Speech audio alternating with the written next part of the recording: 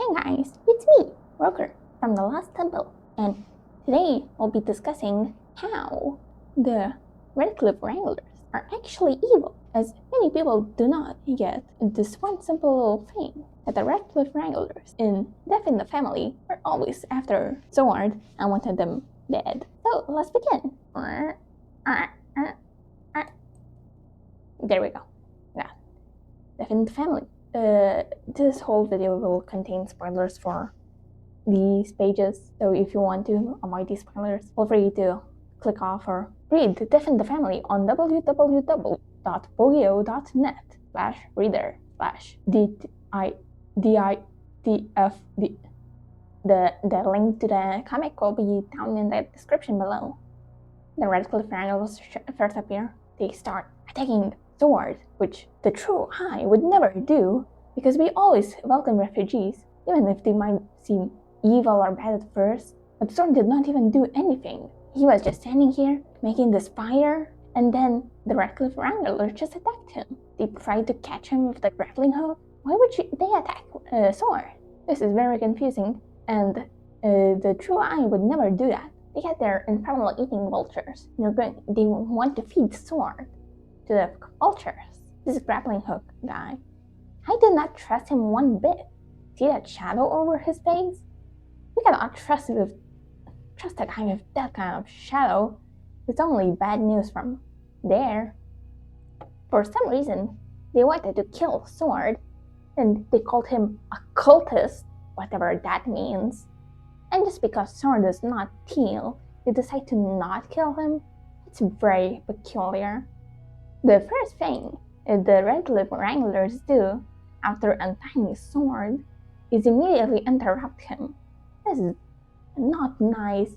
You can see that grappling hook is impolite and immediately says that Sword's helmet is stupid. After they find out that Sword wants to find Medkit, they immediately start being negative and talking behind the Sword's back. The next day, in the morning, Grappling Hook gets in a fight with one of the Thieves' Den members by intimidating them. You can say it's not polite and even mean. I bet they're going to kill that Thieves' Den member. And immediately after Sword asks Grappling Hook about that, Grappling Hook just brushes it off and immediately changes the subject. You can say it's quite manipulative. In the camp, you can see a bunch of propaganda posters. Be fierce, be ready, the REDCLIFF needs you, and immediately brushing off my family. I think it's a lie. It's propaganda of the REDCLIFF Wranglers, being all manipulative. On the other hand, the access to medicine is very common here in the Church of the True I, because we have Medkit, and he provides many supplies for healing. It's because maybe the REDCLIFF Wranglers don't care about their infernals and would rather leave them to rot than to take care of them. So yeah, when Sword starts telling them that he wants to find Medkit, they immediately start to brush it off and make fun of him. And Grappling Hook takes it as an opportunity to immediately come and paint the Church of the True I in a negative light. Sure, he wants to start slowly easing Sword into disliking our church or family. B is already too far gone into that propaganda, and B immediately says how she was taught into seeing the Church of the True I. The devious Grappling Hook takes it as an opportunity to start monologuing about how the church is bad and the REDCLIFF Wranglers are good. After Grappling Hook leaves with the Thieves' Den members, Tarantula sees it as an opportunity to put the Sword into a very dangerous situation. That is feeding the vultures that eat infernals.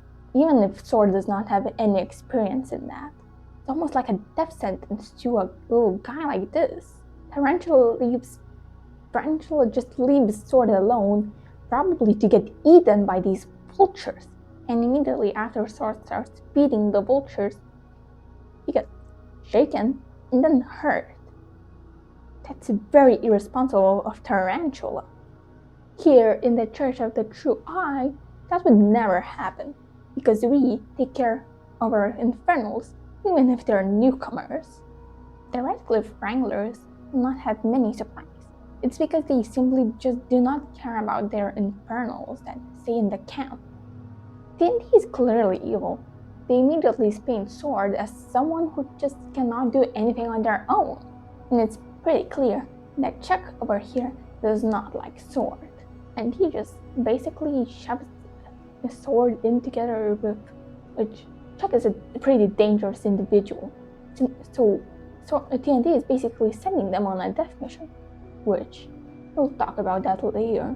In our family, we are much more welcome to outsiders than the REDCLIFF Wranglers. When Sword and Chuck go off to get more supplies, and Chuck immediately disrespects Sword and does not answer any of his questions. But little do they know when they enter the mine is that they're not alone, as TNT has set a little trap for them in attempts to kill Sword, but clearly it did not work, and the only person who got more hurt than Sword was Chuck.